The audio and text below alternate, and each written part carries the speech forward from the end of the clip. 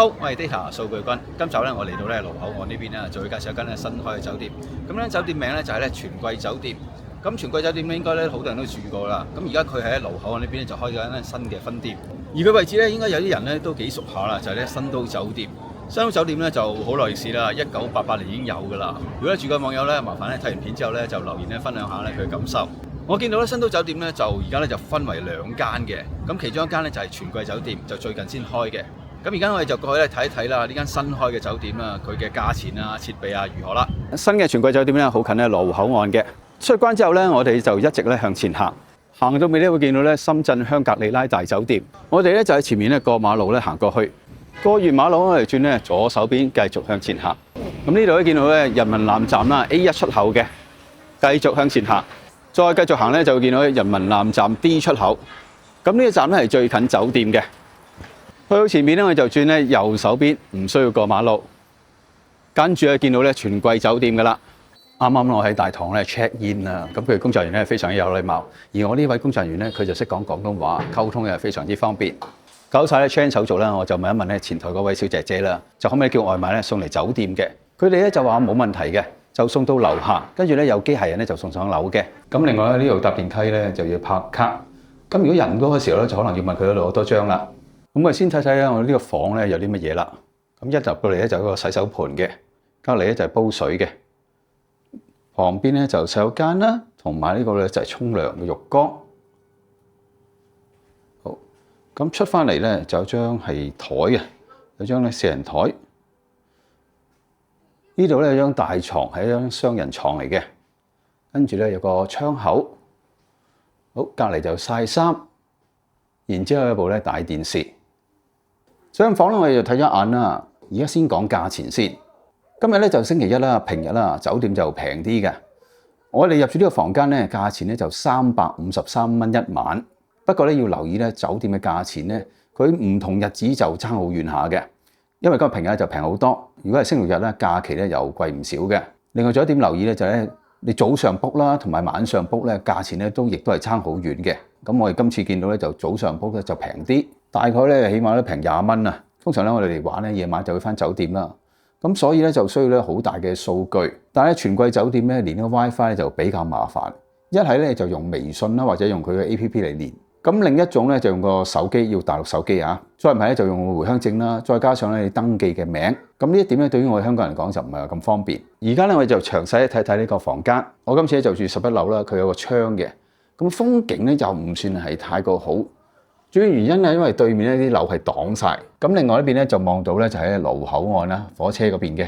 呢張咧就係咧1.8米大床啊，咁兩個人瞓咧都好 OK 嘅，咁我一個人瞓當然夠晒啦。咁另外全季酒店啲床咧都係質素嘅保證，床嘅兩邊咧都有個係床頭櫃嘅，不過問題咧佢冇櫃桶嘅，我試過好多次啦，係開唔到嘅啲。全季酒店咧佢啲設備咧，我有啲唔係好習慣，就係呢個咧照明系統啊，佢冇分係咩位置嘅燈嘅。佢係一次過咧全部控制晒嘅，你一係咧就全部開晒，或者咧50%，佢就暗啲啦，房間暗啲啦，25%又再暗啲啦，或者全部唔開。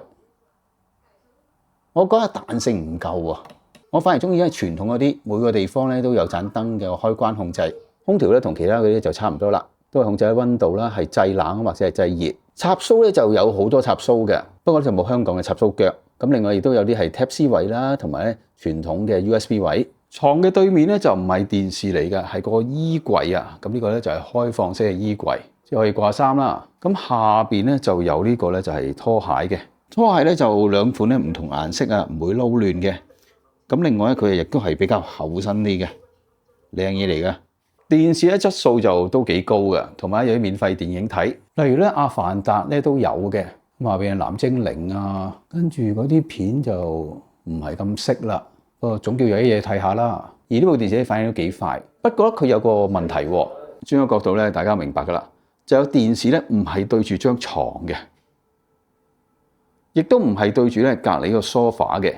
我而家咧就喺電視嘅中間，咁啊見到咧。床咧佢又唔係對得準啦，sofa又唔係對得準，咁而咧相對嚟講咧就坐喺呢邊咧睇電視係比較好啲。如果你瞓喺床度睇電視啦，遠嗰個位咧就係呢個角度，係幾斜下嘅。咁啊，繼續講翻呢個咧就係呢個就茶几組合啦，即係個梳化組合啦。咁嗰張台好大張，我呢個好中意嘅。咁呢邊咧就得一張凳，就冇兩張凳嘅，所以咧就係咧坐到咧就3個人。但係因為佢張台係好大啊，所以咧譬如你係用電腦啊，完全係冇問題嘅。咁呢張台咧旁邊就有個插蘇噶啦。咁呢個房間咧就冇櫃桶嘅，但係因為咧佢台好多啦，咁所以擺嘢係冇問題嘅。咁而家睇下有咩飲啦，佢就有啲係茶包俾你嘅。呢個就白茶，跟住咧就係紅茶，自己咧就沖茶飲。水咧就俾咗好多支噶啦，呢度有4支啦。下面有雪櫃嘅，可以擺嘢嘅。咁亦都有咧4支嘅凍水，不過呢雪櫃面積就好細嘅。咁而家你見到呢個咧就係水煲嘅組合。全季酒店咧所有嘢咧都係幾靚仔嘅，洗手啊、洗面啊、刷牙嘅地方咧就喺出邊嘅，就唔係咧廁所裏邊嘅。咁至於佢啲洗手液啊、刷牙啲設備啊，全部咧都係佢自己品牌。咁佢風筒咧都幾有型嘅，同埋用落咧都唔錯。咁而家我就將啲梳洗用品咧攞晒出嚟啦，所有嘢咧剛剛好係2份啊。最好就上面有塊咧好大嘅鏡，而且咧係可以咧開燈嘅。個燈咧就係黃光。咁呢個房間咧唔止一塊鏡啊，呢度仲有塊鏡嘅，而且咧上面係有燈嘅。設計都幾好啊，幾貼心嘅。最後咧就睇埋個廁所啦，同埋個浴缸。呢個坐廁嘅板係熱嘅、暖嘅，冬天咧都唔怕。浴室面積係幾大嘅，咁當然就係乾濕分離啦。洗頭水咧、沐浴露啦，當然有啦。跟住呢個花灑啦，仲可以咧喺上面出水嘅。而我最中意咧就係佢浴室咧夠大啊，唔會話好逼、好壓迫咁樣。房間我哋睇完咗啦，而家我哋就落去行一行，介紹一下咧附近嘅吃喝玩樂咧俾大家。我哋出門口咧，今次咧就轉咧右手邊，跟住咧就會見到咧另一間酒店維萊悅酒店啊。咁呢個入口應該咧好多人都有印象啦。以前咧新都酒店咧就用呢個入口嘅。行到出嚟咧就豁然開朗啦。對面咧見到咧就係咧佳寧拿廣場啦，呢個咧就係人民南站啦 C 出口。隔離咧就有咧順點啦、順德路。咁佳寧拿廣場咧都有茶飲咧，就係飯樓，就喺4樓嘅。咁樓下咧就有悅耳坊啦，咁大家去按摩去坐椅啊都好正嘅。咁而家望過嚟呢邊咧就見到咧就係羅湖村啊，呢度就羅湖村嘅入口。我經常喺度咧就買啲燒肉啊或者係滷水鵝嗰啲嘅，跟住咧拎翻香港。咁如果呢個方向咧繼續行嘅話咧，就會見到咧貿易天地啦，同埋咧去到羅湖口岸嘅。所以呢個位置咧就4通8達㗎，周圍咧都有好多嘢玩嘅。咁我哋繼續咧沿住咧人民南路咧就向前行，唔使幾耐咧就行到嚟呢個人民南站呢條直街。咁啊一辣都係餐廳㗎啦，成條街都係啦，好多選擇。漁仙小院咧就比較企理啲嘅，坐得係比較舒服嘅。呢間咧網紅店咧今日就最少人啦，平時係排到出門口嘅。佳泰咧牛肉咧海鮮火鍋咧就好多人歷史㗎啦。你見到啊，幸福南啊南哥喎，跟住咧就見到呢間咧遠古燒烤，而家就開咗啦。再過嚟呢間咧牛肉火鍋店咧，我哋試過嘅，非常滿意。成條街咧，我覺得最重要就係包師傅，我咧就貢獻過唔少俾佢嘅。咁大家見到呢條街咧有好多嘢食啦，同埋可以買手信嘅。咁而喺對面咧就係金江灣廣場，咁呢個廣場亦都係咧包羅萬有。好，咁我再望過少少咧，咁呢個出口咧就係咧國貿站嘅 E 出口。我哋咧按摩店10月咧就係咧海燕同創會啊，咁咧就喺呢度咧過馬路咧就可以咧行過去噶啦。我哋咧就係咧海燕同創會咧16樓嘅，大家過到嚟咧羅湖口岸呢邊咧，記住咧過嚟支持下我哋咧10月喎。我哋一落去咧行完一輪啦，又上翻嚟做個總結啦。咁啊先講佢嘅位置啦，佢位置係相當好嘅。首先係佢咧好近咧羅湖口岸，咁另外咧佢樓下咧就係人民南站。就算咧行去國貿站咧都好近，咁附近咧有好多餐廳啦，有商場啦，又有按摩店啦，我哋10月啦、悅耳坊啦，咁所以吃喝玩樂全部有嘅。仲有一點咧就好特別嘅，佢好近羅湖村，咁行過去羅湖村咧5分鐘到就搞掂噶啦。所以咧我哋譬如臨翻去香港前咧，就去羅湖村度咧買啲燒肉啊、叉燒啊、滷水鵝啊、大閘蟹啊，咁啊 pack 好晒之後咧就可以咧過關翻香港。第二點咧就係1樓啦，咁而呢個酒店房間咧設施咧，我覺得相當好嘅。